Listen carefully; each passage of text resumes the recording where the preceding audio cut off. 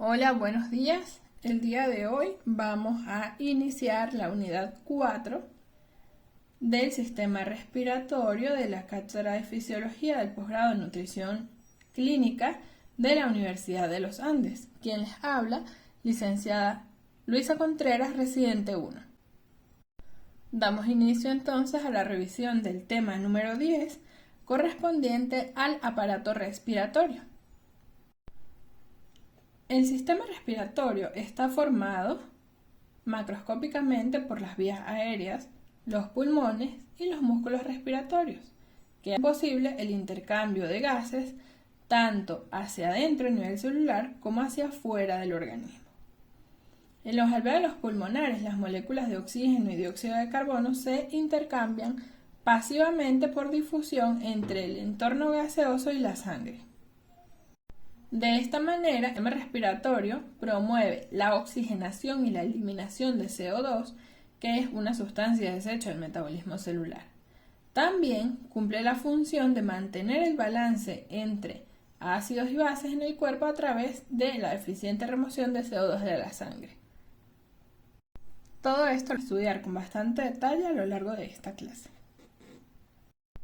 Es importante, antes de estudiar la fisiología y el funcionamiento del sistema respiratorio, repasar con detalle la anatomía del sistema respiratorio. Como dije previamente, el sistema respiratorio está formado por órganos relacionados con el intercambio de oxígeno y CO2 y consta de la nariz, la boca, la faringe, la laringe, la tráquea, los bronquios y los pulmones. El sistema respiratorio, anatómicamente podemos dividirlo entre respiratorio superior y tracto respiratorio inferior.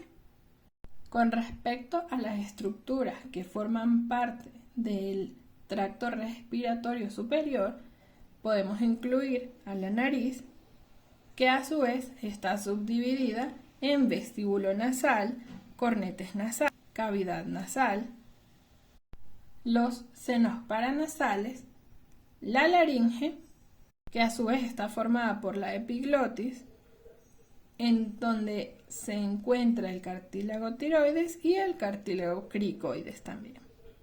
En la laringe también se encuentran las vocales. Luego de la laringe podemos encontrar la tráquea, que marca el límite inferior del tracto respiratorio superior, y en donde a su vez vamos a conseguir la carina traqueal, que es justo el lugar donde finaliza la tráquea y se subdividen los bronquios principales en derecho e izquierdo.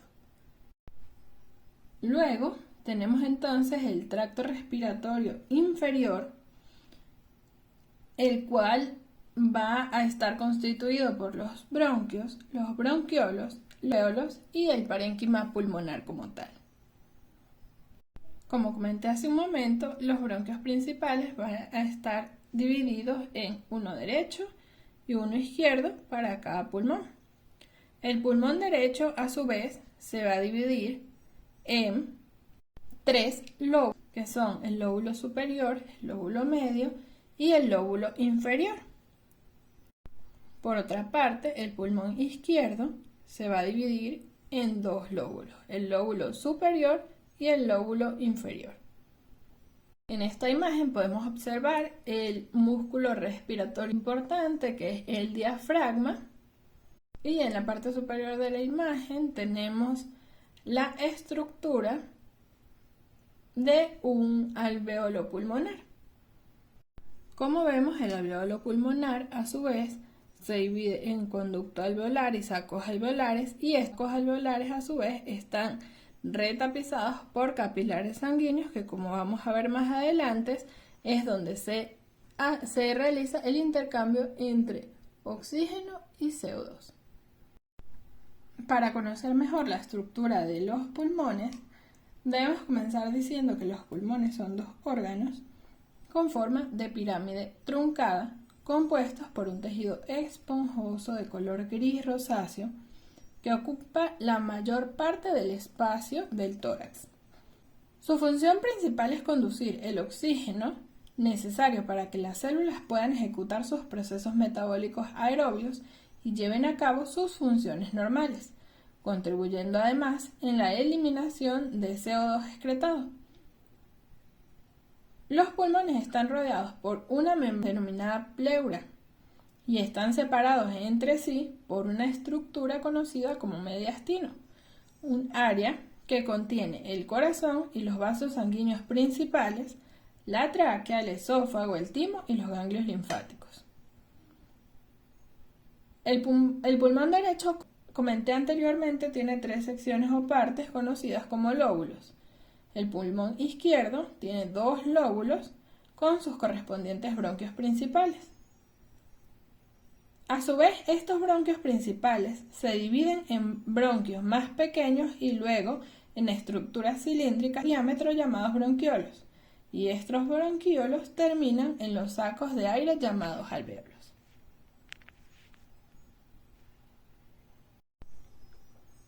Viendo con más detalle la estructura de las vías respiratorias, podemos darnos cuenta que, como mencionamos antes, están formadas por diversas estructuras. Las vías respiratorias inician en las fosas nasales, más específicamente en el vestíbulo. Estas fosas nasales son 2 amplias cavidades cuya función es permitir la entrada y salida del aire, el cual se humedece, filtra y calienta a través de las estructuras llamadas cornetes, que funcionan como unas turbinas y mueven el aire hacia adentro de la cavidad nasal.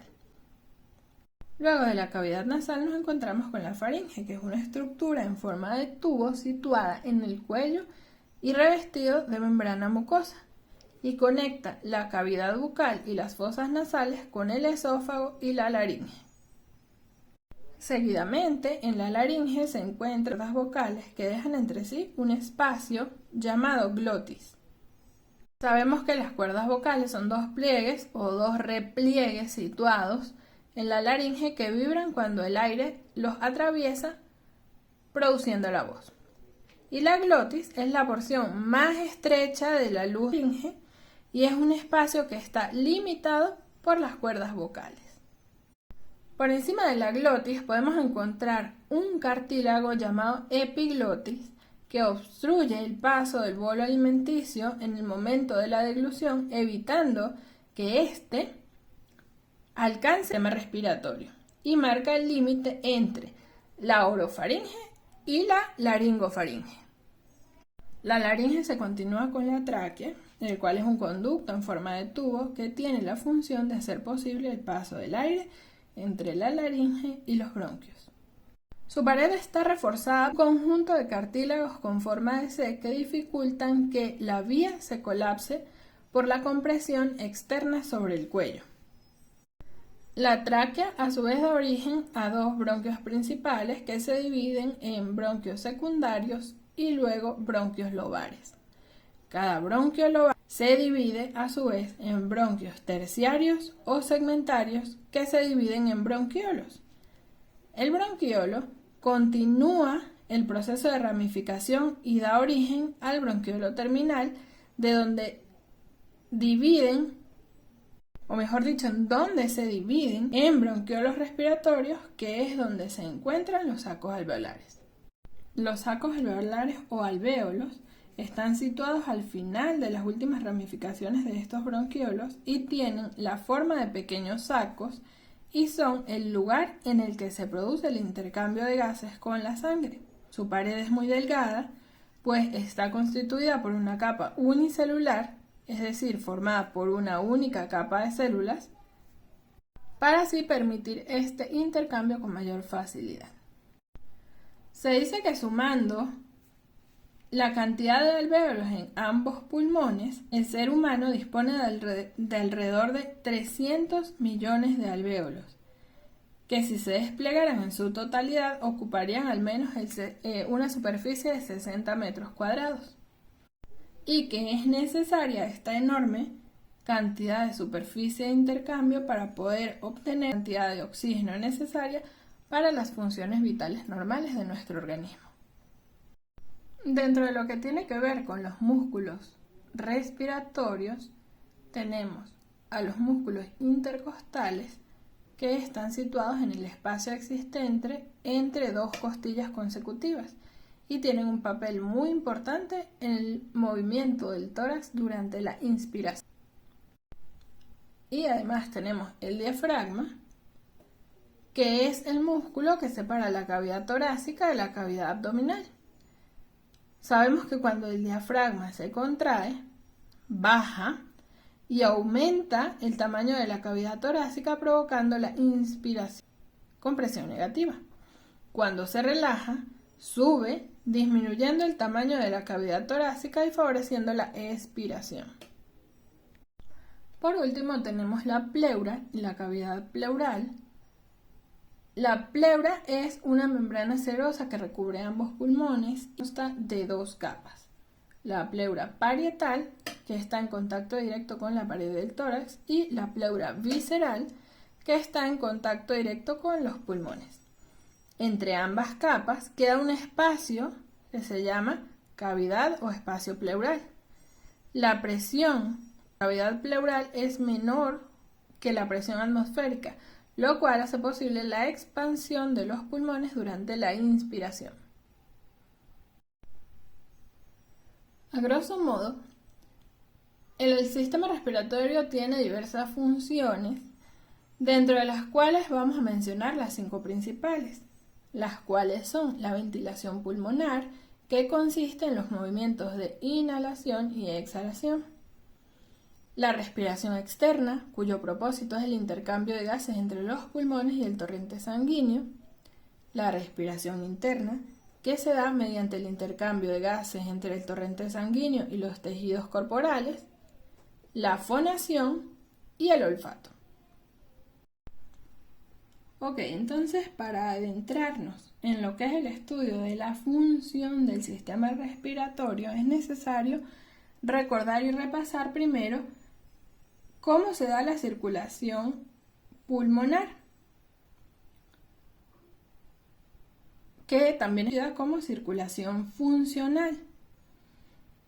Recordemos que esta circulación pulmonar funcional se inicia en la arteria pulmonar, que conduce sangre desoxigenada hacia los capilares alveolares, donde la hemoglobina contenida en los glóbulos rojos libera el dióxido de carbono proveniente de la circulación sistémica y recoge el oxígeno como parte del intercambio gaseoso de la respiración, oxigenando la sangre, que va luego al corazón a través de las venas pulmonares para ser bombeada hacia todos los tejidos del organismo y oxigenarlos. Luego de que ocurre el intercambio en los tejidos, entonces esta sangre desoxigenada regresa a la aurícula derecha del corazón a través de las venas cava inferior y superior, comenzando la circulación pulmonar o menor nuevamente.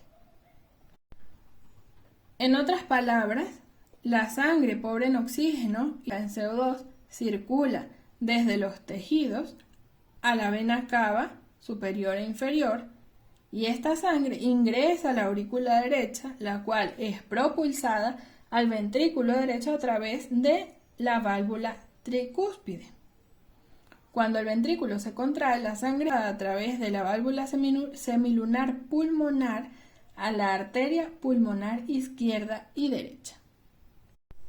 Esta arteria pulmonar, que por supuesto para llegar a ambos pulmones debe dividir su tronco principal en arteria pulmonar izquierda y derecha, transportará la sangre a los pulmones, ya que en los pulmones a nivel alveolar se da el intercambio gaseoso, es decir, se va a intercambiar el CO2 de la sangre que viene de los tejidos por oxígeno para volver a oxigenarlos, o mejor dicho, para mantener una oxigenación constante en los mismos.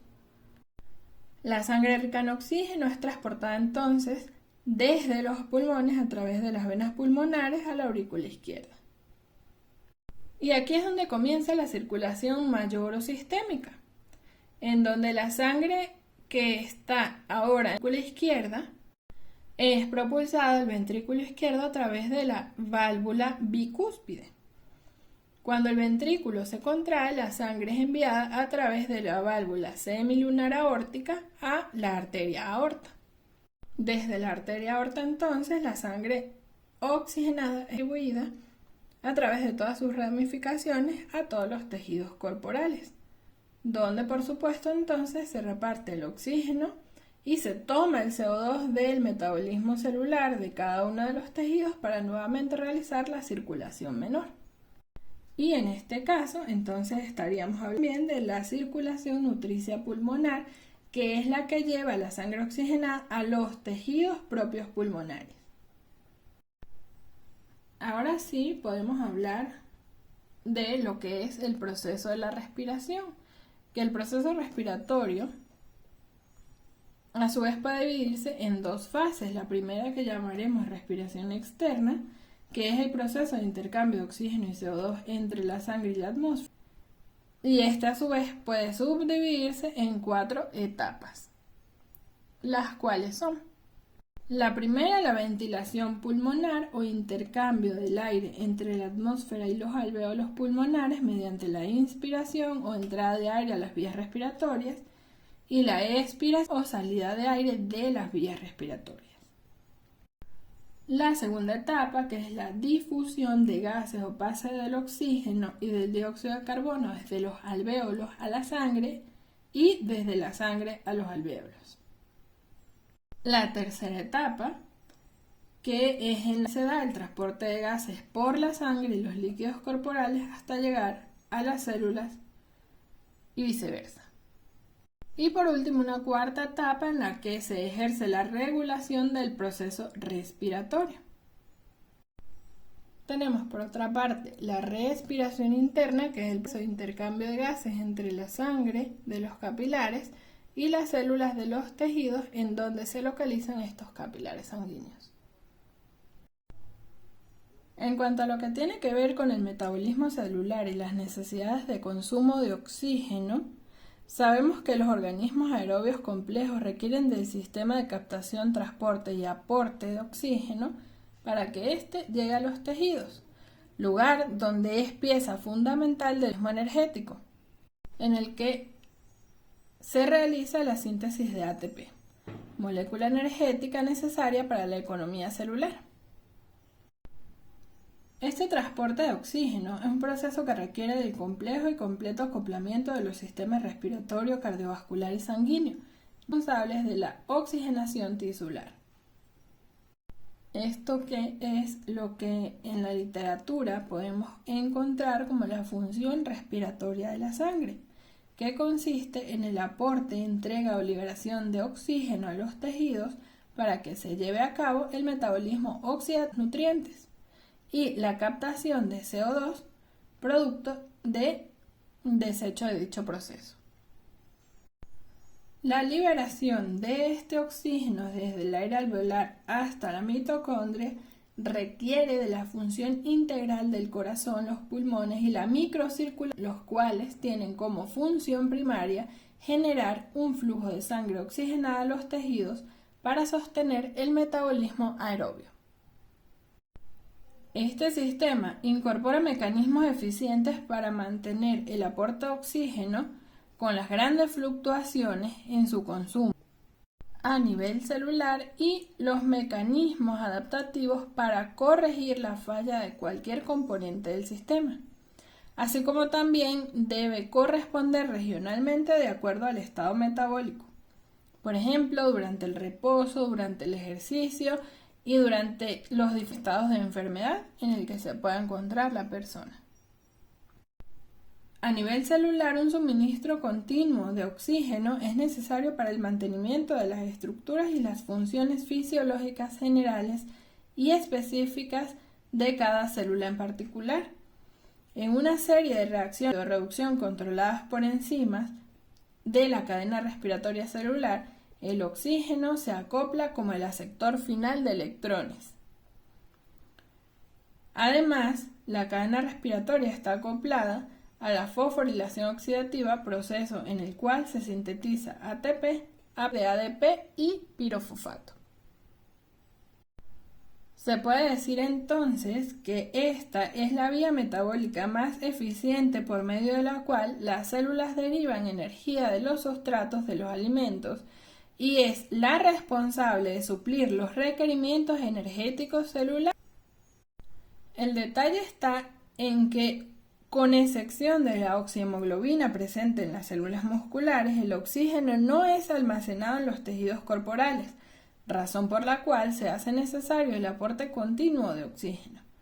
Cuando este es insuficiente, los tejidos producen energía de las vías anaerobias menos eficientes, como por ejemplo la glucólisis anaerobia, que producen acumulación de hidrogeniones y por consiguiente un cambio en el pH sanguíneo y tisular que, de perpetuarse en el tiempo, no es compatible con la vida. Es importante recordar que el aporte de oxígeno es el volumen de oxígeno aportado a los tejidos por unidad de tiempo y se expresa en mililitros por minuto. Y muy frecuentemente es corregido por la masa corporal y su expresión final es en mililitros por kilogramo minuto o la superficie corporal en mililitros minuto por metro cuadrado. Teóricamente, este transporte de oxígeno desde la atmósfera hasta las mitocondrias puede dividirse a su vez en dos fases. Una primera fase que consiste en el movimiento de oxígeno del alvéolo pulmonar hasta el capilar pulmonar. Aquí se une a la hemoglobina y de esta forma se transporta a los tejidos. Este paso depende de la fracción inspirada de oxígeno, o FiO2, la relación ventilación-perfusión, la integridad de la membrana alveolo-capilar, la afinidad de la hemoglobina por el oxígeno y la concentración plasmática de hemoglobina. Sin embargo, hay una pequeña cantidad de oxígeno que es transportada y disuelta en el plasma, y esta depende básicamente del coeficiente de solubilidad y de la relación entre la presión atmosférica y la presión parcial de oxígeno en el plasma. Por otra, una segunda fase, que consiste en el movimiento de oxígeno de la microcirculación hasta la célula, el aporte de oxígeno es el producto del gasto cardíaco o volumen eyectado por minuto por el corazón y el contenido arterial de oxígeno o concentración arterial de oxígeno. El contenido arterial de oxígeno corresponde a la suma del oxígeno unido a la hemoglobina con el oxígeno disuelto en el plasma. Por lo que aquí tenemos la primera fórmula matemática en la que expresamos este aporte de oxígeno y la concentración arterial de oxígeno del organismo humano y cómo calcularlo. Entonces tenemos que la concentración arterial de oxígeno va a ser igual al oxígeno unido a la hemoglobina o al coeficiente de solubilidad que tiene el oxígeno en la hemoglobina por la saturación de oxígeno más una constante que sería 0,003 por la presión parcial arterial de oxígeno. Otro factor importante a tomar en cuenta es el consumo de oxígeno por parte de los tejidos, que es el volumen de oxígeno por los tejidos corporales por unidad de tiempo. Y al igual que el aporte de oxígeno es expresado en mililitros minuto y cuando se corrige con el peso corporal se expresa en mililitros por kilogramo minuto. En otras palabras, este consumo de oxígeno es la cantidad de oxígeno que es tomada de la microcirculación por los tejidos. Esta variable está determinada por los requerimientos metabólicos de oxígeno que a su vez dependen de la actividad y la tasa metabólica basal. Los cambios en el nivel de volumen de oxígeno disponible indican cambios en los niveles de la actividad metabólica de los tejidos. El oxígeno se puede aumentar por fiebre, sepsis, actividad muscular, así como en actividades como pelear, respirar, moverse, convulsionar, temblar, entre otras. Asimismo, este volumen de oxígeno debe verse reducido con antipiréticos, antibióticos en caso de fiebre o infección, sedación y relajación muscular, en reposo durante el sueño. Este consumo de oxígeno es calculado además por la ecuación de Fick como el producto del gasto cardíaco, la diferencia en el contenido de oxígeno entre la sangre arterial y la sangre venosa, como podemos observar en la segunda fórmula que vemos en la lámina. Entonces, cuando decimos que estamos calculando el consumo de oxígeno, estamos ante el cálculo del volumen de oxígeno, que va a ser igual al gasto cardíaco por la diferencia arteriovenosa de la concentración de oxígeno. Como dije antes, el rango normal del volumen de oxígeno va a depender de la tasa metabólica basal y cualquier actividad física superimpuesta va a modificar. En reposo, el consumo de oxígeno de un adulto usualmente es de entre 3 y 3.5 mililitros por kilogramo minuto. Y en ejercicio intenso, este volumen de oxígeno puede llegar a ser de entre 60 y 70 mililitros por kilogramo minuto, sobre todo en atletas sanos. Por otra parte, para poder definir el balance entre el aporte de oxígeno y el consumo de oxígeno, es posible calcular la tasa de extracción de oxígeno, que es la fracción de oxígeno desde la microcirculación y consumida por los tejidos. Por lo que, según observamos en la tercera fórmula de la lámina,